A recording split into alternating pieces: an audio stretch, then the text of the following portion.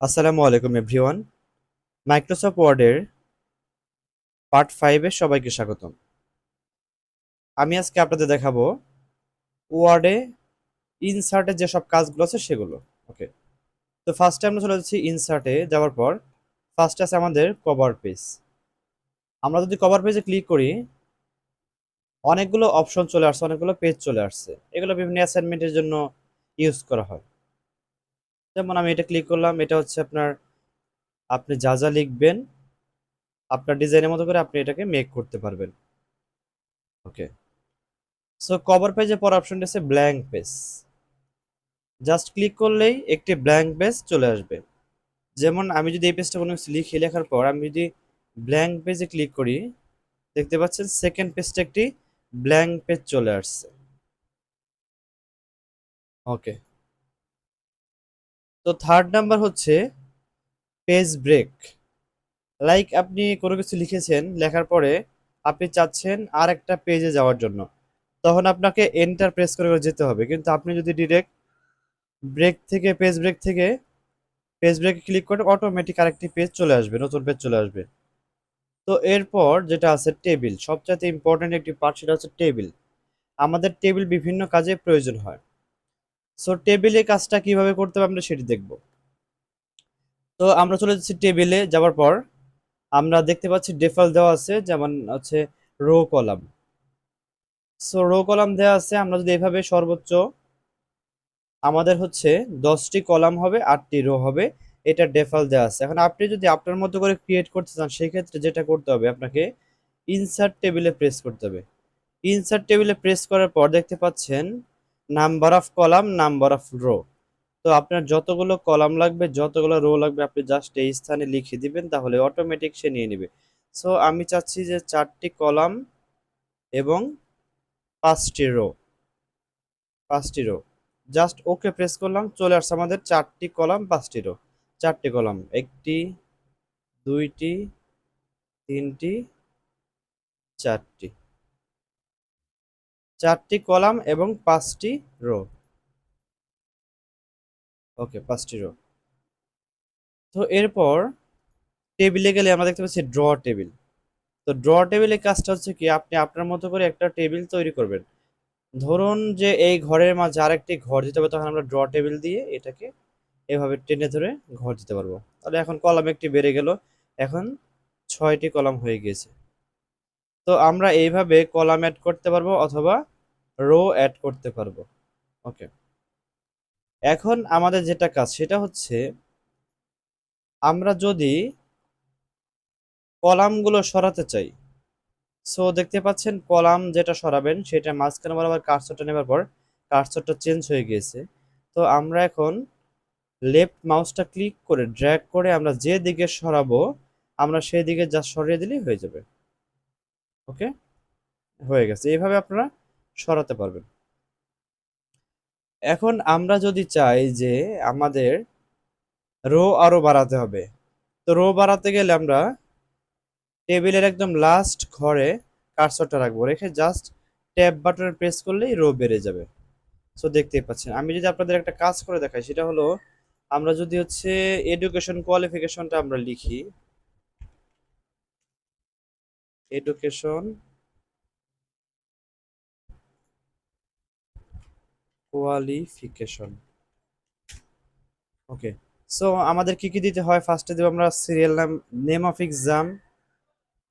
তাহলে name of exam, এরপর হচ্ছে আমাদের রেজাল্ট হতে পারে, বোর্ড হতে পারে, পাসিং ইয়ার হতে পারে, গ্রুপ হতে পারে।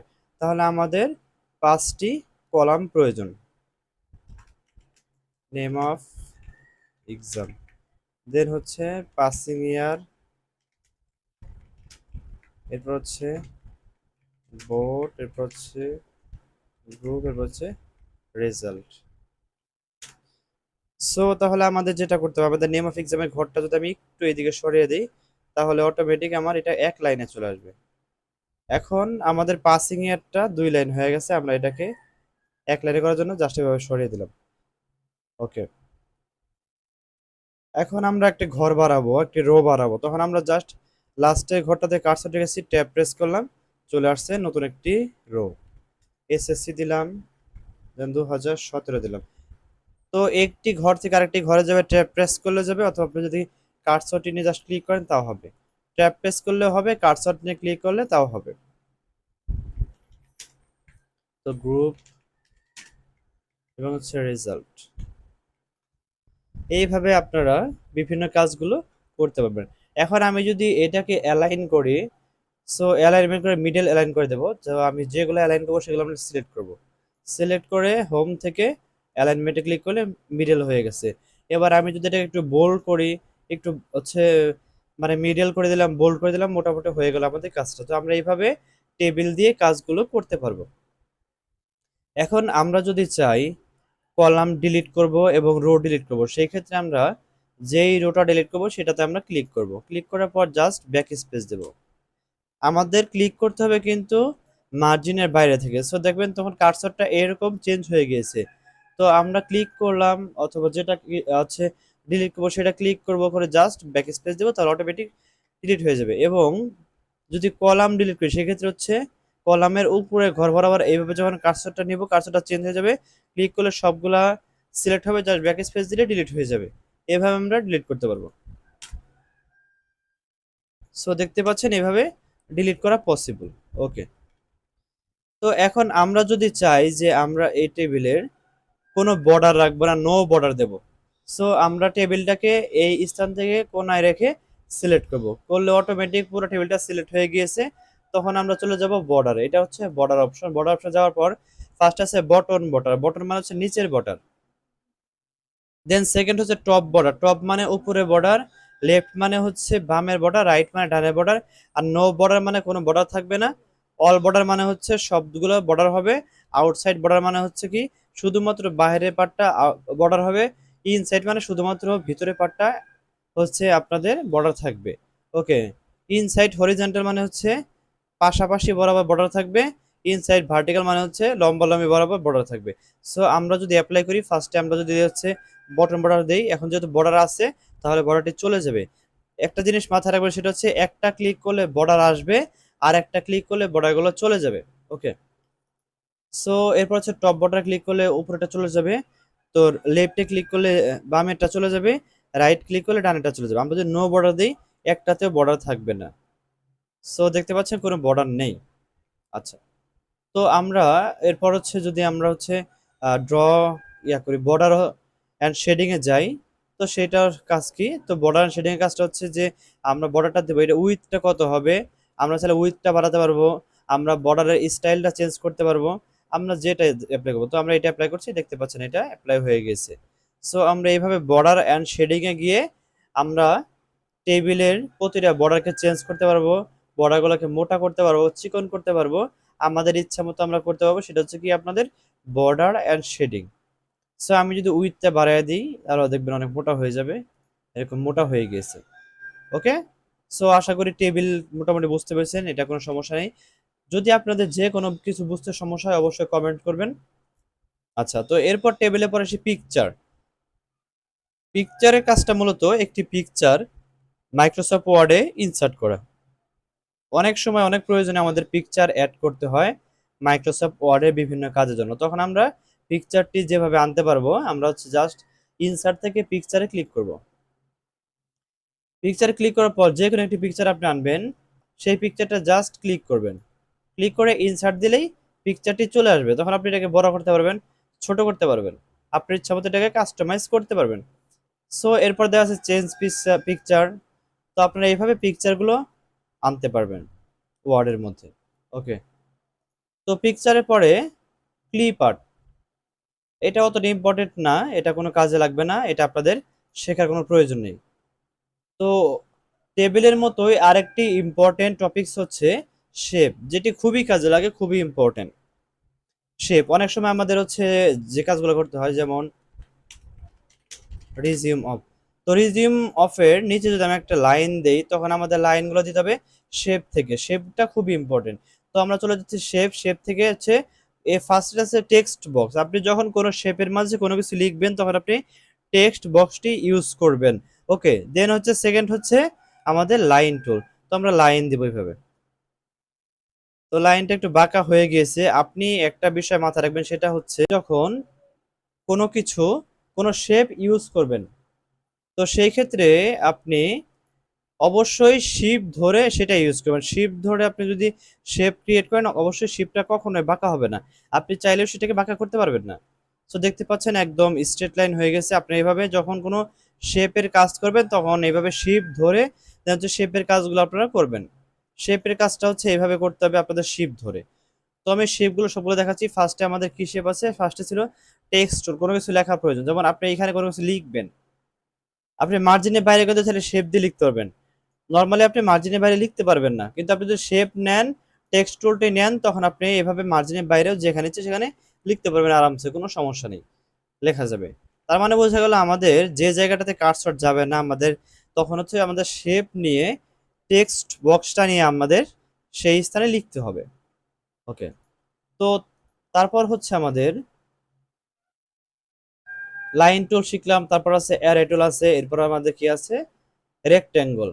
তো রেক্টেঙ্গলের কাজটা কি? যেমন আমাদের এইভাবে যে কোনো শেপ তৈরি করা, অনেক সময় সিবির কোনায়, একদম সিবির কোনায় ছবি অ্যাপ্লাই করতে হয়, ছবি, তখন আমরা এই শেপের মাঝে ছবিটা অ্যাপ্লাই করতে পারবো।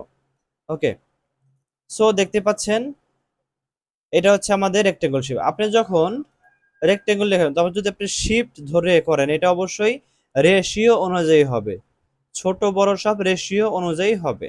ওকে, আর যদি আপনার মতো করে তৈরি করেন, সেক্ষেত্রে আপনাদের শিফট ধরতে হবে না, শুধুমাত্র নর্মালি ক্লিক করলেই হয়ে যাবে। সো আমি যদি শেপ নিয়ে কথা বলি, শেপে যে দুইটা কালার আছে, একটা হচ্ছে আপনার ফিল কালার, একটা হচ্ছে স্ট্রোক কালার। Feel, stroke.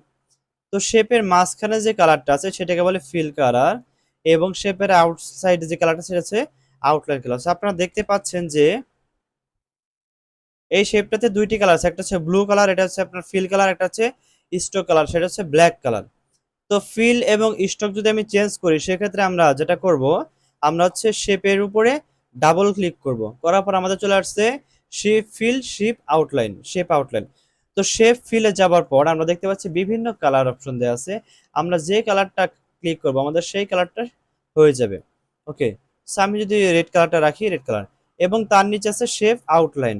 তো আউটলাইনের মধ্যে বিভিন্ন অপশন আছে, বিভিন্ন কালার আছে। সো আমরা যদি নো আউটলাইন দিই, তাহলে আমাদের আউটলাইন কালারটা চলে যাবে। দেন হচ্ছে আমরা যে কালারটা দেবো সেই কালারটাই কিন্তু হবে। আচ্ছা, তো আমি এই কালারটা অ্যাপ্লাই করলাম, করার পর আমরা যেটা দেখবো সেটা হচ্ছে এই হচ্ছে আউটলাইনটা কতটুকু চওড়া হবে, কতটুকু মোটা হবে। সো এটা হচ্ছে ফার্স্টে 1/4, হাফ, 3/4, 1, তারপর হচ্ছে 1.5, আড়াই, এভাবে বিভিন্ন অপশন আছে। দেখতে পাচ্ছেন এগুলো আপনি মোটা করে দিলে মোটা হয়ে যাবে অটোমেটিক। ওকে, সো আমি একটু মোটা রাখলাম, রাখার পরে দেখতে পাচ্ছেন ড্যাশ গ্যাপ। আপনি এই আউটলাইনটাকে ড্যাশ গ্যাপ করবে কিনা সেটাও অপশনটা এই স্থানে আসে। আপনি যার যেটা রাখবেন সেটাতে ক্লিক করে দিলে আপনার এটা অটোমেটিক সেরকম সিস্টেম হয়ে যাবে। তো আপনার কাজের সুবিধাতে যেটা আপনার লাগবে সেটা আপনি ইউজ করতে পারবেন, কোনো সমস্যা নেই। ওকে, তো এই হচ্ছে মোটামুটি শেপের কাজ। এবং আপনি যদি এই শেপটাকে কপি করেন, সেই ক্ষেত্রে আপনার কি করতে হবে? শেপটাকে প্রথমে সিলেক্ট করতে হবে। শেপ কিন্তু একসাথে সবগুলো ডিলিট হবে না, জাস্ট একটাকে সিলেক্ট করবেন, করে ব্যাক স্পেস দিবেন। যেমন আমি এটা কাটবো, এটা জাস্ট ক্লিক করব, ব্যাক স্পেস দেবো। আচ্ছা, তখন আমি এই শেপটাকে কপি করব, তাহলে আপনি যেটা করবেন কন্ট্রোল অল্টার ধরবেন, তাহলে এটা কপি হবে। আর আপনি যদি শিফট ধরেন একসাথে, তাহলে এটা একদম সোজাভাবে স্ট্রেট লাইন ভাবে ওইটা বরাবর আপনার কপি হবে। ওকে, সেইভাবে কপি করলাম। যদি আমি আরেকটা কপি করি, তখন আমরা এইভাবে কপি করতে পারবো, তাহলে আমাদের কপি হয়ে গেল। এখন আমরা চাচ্ছি যে এই তিনটাকে একটু নিচের দিকে নিয়ে আসবো। তখন একটা নিচে আসলাম, একটা নিচে এলাম, এভাবে আমাদের সোজা স্ট্রেট লাইনটা হবে না। তো আমরা যেটা করতে পারি, আমরা তিনটাকেই কন্ট্রোল ধরে ধরে তিনটাকে সিলেক্ট করব, করার পর আমরা রাইট মাউস ক্লিক করার পর আমরা দেখতে পাচ্ছি গ্রুপিং আছে। তো গ্রুপিং অপশনে গেলে আমরা গ্রুপ করব। এটাকে গ্রুপ করলে হবে কি, আমি একটা ধরে টান দিলে তিনটা চলে আসবে একই সাথে। এবং আমরা যদি গ্রুপটাকে ছাড়াই আনগ্রুপ করি, সেক্ষেত্রে রাইট মাউস ক্লিক করলে গ্রুপে গেলে আনগ্রুপ লেখা আছে, আমরা আনগ্রুপ করলে হয়ে যাবে। এখন আমি যদি কেটে দিই, জাস্ট এভাবে সিলেক্ট করবো, করে ব্যাক স্পেস দিব, এভাবে সিলেক্ট করে ব্যাক স্পেস দিব, সিলেক্ট করে ব্যাক স্পেস দিব, তাহলে কিন্তু আমাদের এটা কাটা হয়ে যাবে, কেটে যাবে। তো আমি যদি এই শেপ ফিলটাকে কালার পরিবর্তে অন্য কোনো কিছু করতে চাই, তাহলে কি হবে আমরা একটু লক্ষ্য করব। সো আমরা লাইক একটা সিবির কোণায় একটা ছবি বসাবো, তখন আমরা এভাবে শেপ দিয়ে বসাবো। তো শেপটা আমরা এভাবে ক্রিয়েট করলাম, করার পর আমরা রাইট মাউস ক্লিক করব, যাব শেপ ফিলে, শেপ ফিলে যাওয়ার পর আমরা পিকচারে ক্লিক করব। পিকচারে ক্লিক করব, আমরা যে পিকচারটা অ্যাড করব আমরা সেই পিকচারটা জাস্ট ক্লিক করে ইনসার্ট দেবো, আমাদের সেই পিকচারটা চলে আসছে। এবং আমরা অবশ্যই শেপ আউটলাইন থেকে নো আউটলাইন করে দেবো, তাহলে আমাদের সিবিতে যে পিকচারগুলো থাকে অটোমেটিক সেই পিকচারগুলো চলে আসবে এইভাবে। সো আপনারা এইভাবে খুব সহজে শেপের কাজগুলো করতে পারবেন। এবং শেপের মধ্যেও আরও যেটা আছে, আমাদের শেপ ইফেক্ট দেওয়া আছে। আপনি যে ইফেক্টটা অ্যাপ্লাই করবেন সেটা এখানে অটোমেটিক অ্যাপ্লাই হয়ে যাবে। স্যার দেখতে পাচ্ছেন অনেকগুলো অ্যাপ্লাই আছে, অনেকগুলো হচ্ছে আপনার ইফেক্ট আছে। এগুলো যখন আপনি যে কাজে লাগবে তখন সেটাতে আপনি, যেমন আপনি যদি এই হচ্ছে ইমেজটাতে এরকম একটা ইয়া দেন, শ্যাডো দেন, তাহলে সেটা দেখতে মোটামুটি ভালো লাগবে, খারাপ লাগবে না। সো আপনার এভাবে যেটা ভালো লাগে আপনার ইচ্ছা মতো আপনি সেটাকে অ্যাপ্লাই করতে পারবেন আপনার নিজের মতো করে। সো আশা করি শেপ নিয়ে কোনো কোয়েশ্চেন থাকবে না। যদি কোয়েশ্চেন থাকে অবশ্যই আমাকে কমেন্ট করবেন। এভাবে যে শেপগুলো আছে সবগুলো শেপের কাজ আপনারা ইজিলি করতে পারবেন। কিন্তু একটা জিনিস মাথায় রাখবেন, সেটা হচ্ছে আপনি যদি রেশিও আকারে কোনো শেপ আঁকতে চান সেক্ষেত্রে আপনি যেটা করবেন সেটা হচ্ছে অবশ্যই আপনি শিপ ধরে ক্রিয়েট করবেন, তাহলেই সেই শিপটা খুব সুন্দরভাবে ড্র হয়ে যাবে। সো এভাবে আপনার যেটা আপনার লাগবে আপনি সেটাই কাজ করবেন। সো বুঝতেই পারছেন। তো আজকের ভিডিওটি এই পর্যন্তই। শেপ নিয়ে যদি কারো কোনো কনফিউশন থাকে অবশ্যই কমেন্ট করবেন। তো আজকে আপনাদের দেখিয়েছি cover page, blank page, page break, table, picture এবং শেপ। তো পরবর্তী ভিডিওতে দেখাবো smart art, pie chart, then হচ্ছে স্ক্রিনশট, এরপর বিভিন্ন অপশন আছে যেমন হেডার আছে, ফুটার আছে। এগুলো পরবর্তী ক্লাসে আপনাদের সাথে শেয়ার করব। সো যারা ভিডিওগুলো দেখতে চান অবশ্যই চ্যানেলটি সাবস্ক্রাইব করে রাখবেন। ধন্যবাদ সবাইকে।